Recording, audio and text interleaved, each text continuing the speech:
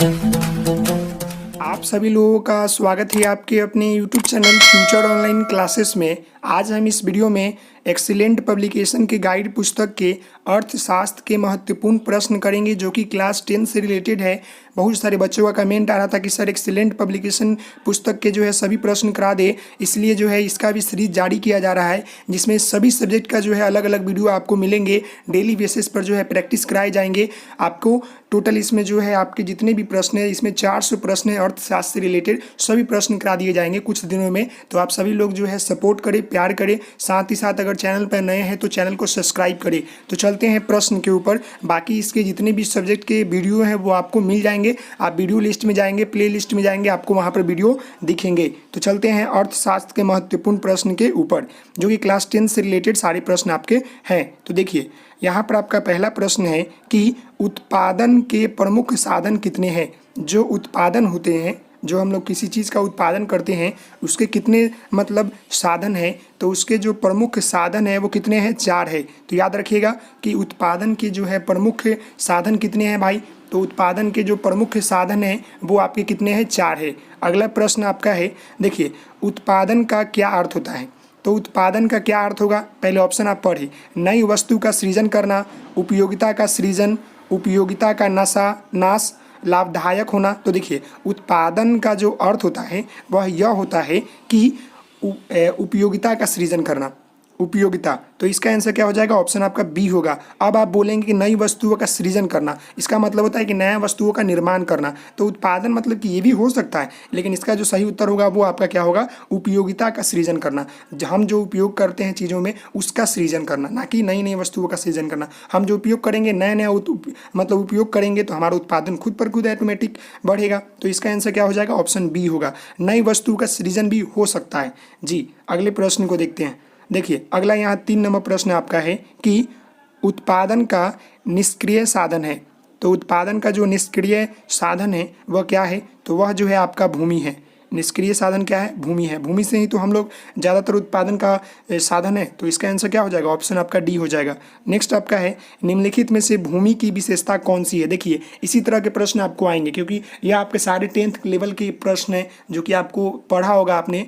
देखिए यहाँ क्या पूछ रहा है 4 नंबर में कि निम्नलिखित में से भूमि की विशेषता कौन सी है। वह नाशवान है, वह मनुष्य निर्मित है, उसमें गतिशील का अभाव है, उसमें समान उर्वरता है। तो ये देखिए इसका आंसर क्या हो जाएगा 4 नंबर का, तो उसमें गतिशील का अभाव है। तो इसका आंसर क्या हो जाएगा, देखिए निम्नलिखित में से भूमि की विशेषता कौन सी है, तो उसमें गतिशील का अभाव है, बाकी सब गलत है। तो इसका आंसर क्या हो जाएगा, ऑप्शन सी हो जाएगा। अगले प्रश्न को देखते हैं। थोड़ा सा इसमें दिमाग लगाना पड़ेगा क्योंकि क्लास 10th आपको पढ़े हुए 1-2 साल पीछे हो गए होंगे तो भूल गए होंगे। देखिए 5वां प्रश्न है, अर्थशास्त्र में भूमि का तात्पर्य क्या है। तो अर्थशास्त्र में जो है भूमि का तात्पर्य क्या है। देखिए पहला ऑप्शन देखिए, प्रकृति प्रदत्त सभी निःशुल्क वस्तुएं, जमीन की ऊपरी सतह, जमीन का निचली सतह, केवल खनिज संपत्ति। तो देखिए और जो भूमि का जो अर्थ होता है अर्थशास्त्र के तात्पर्य के अनुसार वह यह होता है कि प्रकृति प्रदत्त सभी निःशुल्क वस्तुएं जो कि हमें भूमि से मिलता है। तो इसका आंसर क्या हो जाएगा, ऑप्शन आपका ए हो जाएगा, याद रखिएगा। अगला प्रश्न है,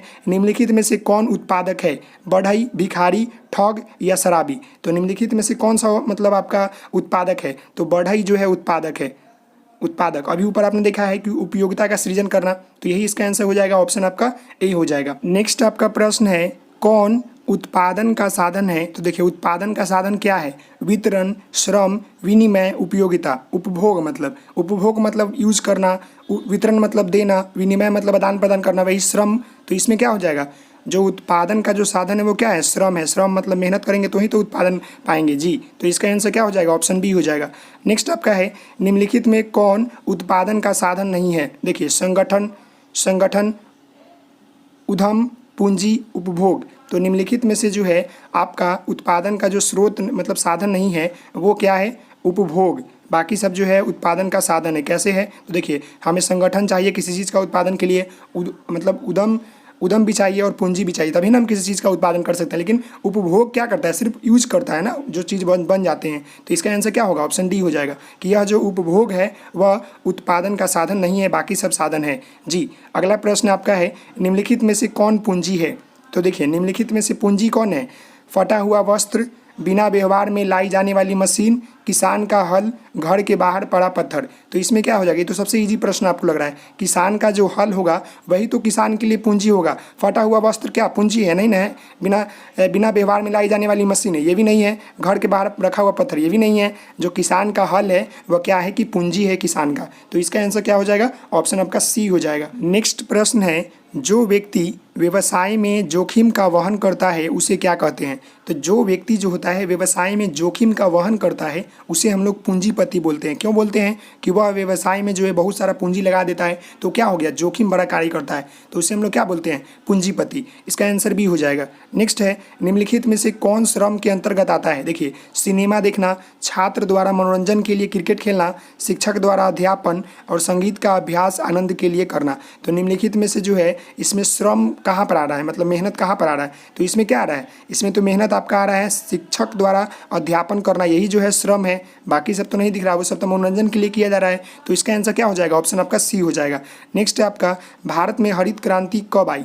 तो भारत में जो है हरित क्रांति की शुरुआत जो है 60 के दशक में जो है हुआ था।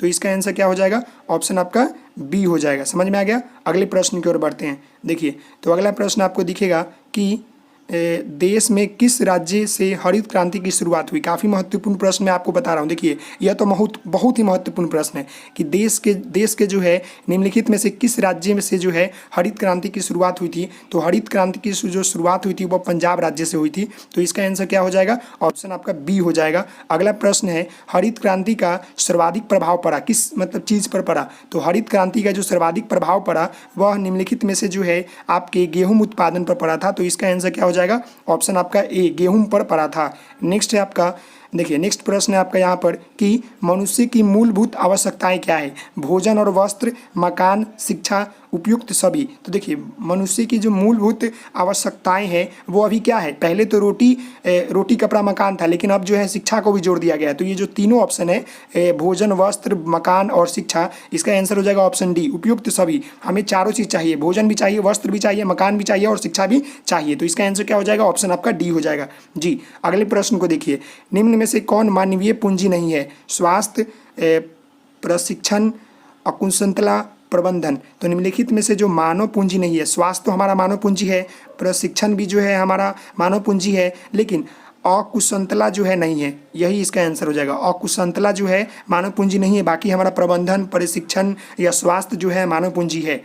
यह जो प्रश्न हुआ हरित क्रांति वाले प्रश्न तो रट ही लेंगे, काफ़ी महत्वपूर्ण होता है। आगे बढ़ते हैं, तो आगे देखते हैं। देखिए, आगे प्रश्न आ गया आपका कि प्रोफेसर अमर्त्य सेन ने प्राथमिक शिक्षा को मानव के लिए क्या बनाने पर जोर दिया है? तो देखिए, प्रोफेसर जो अमर्त्य सेन थे, इन्होंने जो है प्राथमिक शिक्षा को जो है मानव के लिए निम्नलिखित में से जो है आपको मूल अधिकार जो है बनाने का जो है जोर दिया है। तो इसका आंसर क्या हो जाएगा? ऑप्शन आपका ए हो जाएगा। और शिक्षा जो है वर्तमान समय में हमारा मूल अधिकार हो चुका है बच्चों का।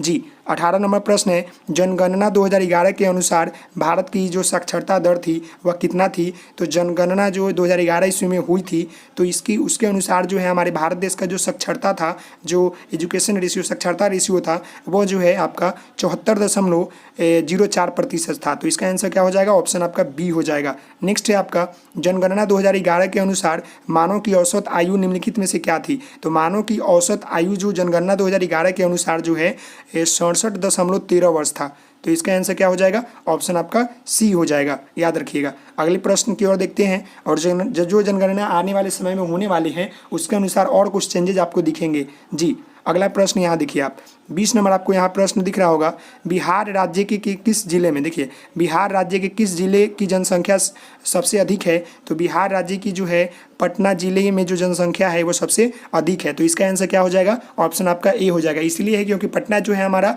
राजधानी है और वहाँ पर जो है सभी जिले के लोग वहाँ निवास करते हैं, इसलिए वहाँ की जनसंख्या जो है अधिक है। जी, अगले प्रश्न को देखिए, बिहार राज्य के किस जिले की जनसंख्या सबसे अधिक है? तो अभी हम बताए वही प्रश्न, जिले की जो है जनसंख्या सबसे अधिक है। 21 नंबर प्रश्न है, निम्नलिखित में से कौन आर्थिक क्रिया है? तो निम्नलिखित में से जो आपका आर्थिक क्रिया है वो क्या है? आर्थिक मतलब पैसे के लिए, बच्चों का खेलना ये नहीं होगा, विद्यार्थी द्वारा क्रिकेट खेलना ये भी नहीं होगा, किसान द्वारा कृषि कार्य करना, तो यही तो इसका आंसर हो जाएगा। किसान द्वारा कृषि कार्य करेंगे तो हमारा आर्थिक क्रिया है कि नहीं, इससे हमें पैसा मिलता है जी, तो इसका आंसर क्या हो जाएगा? ऑप्शन आपका सी हो जाएगा। नेक्स्ट है आपका, मानवीय संसाधन का विकास किस प्रकार किया जा सकता है? तो मानवीय संसाधन का विकास जो होता है निम्नलिखित में से जो है आपका शिक्षा द्वारा, स्वास्थ्य सेवाएं द्वारा, प्रशिक्षण द्वारा, मतलब कि उपयुक्त सभी द्वारा जो है किया जा सकता है, तो इसका आंसर क्या हो जाएगा? ऑप्शन आपका डी हो जाएगा। अगले प्रश्न की ओर बढ़ते हैं। तो देखिए अगला प्रश्न आपको यहाँ दिख रहा होगा कि निम्नलिखित में से कौन मानवीय संसाधन की गुणवत्ता का सूचक है? तो निम्नलिखित में से जो है मानवीय जो संसाधन की जो गुणवत्ता का सूचक है वह क्या है? तो देखिए आप, ज्ञान एवं कौशल, जीवन प्रत्याशा, तो इसका आंसर हो जाएगा ऑप्शन सी, ए और बी दोनों, ज्ञान एवं कौशल और जीवन प्रत्याशा। अगला प्रश्न है आपका 24 नंबर, भारत सरकार द्वारा नई शिक्षा नीति की घोषणा कब की गई? तो भारत सरकार द्वारा जो है नई शिक्षा नीति की जो घोषणा है वो आपका जो है 2020 में की गई। आपका NEP 2020 आ रहा है ना, न्यू एजुकेशन पॉलिसी 2020।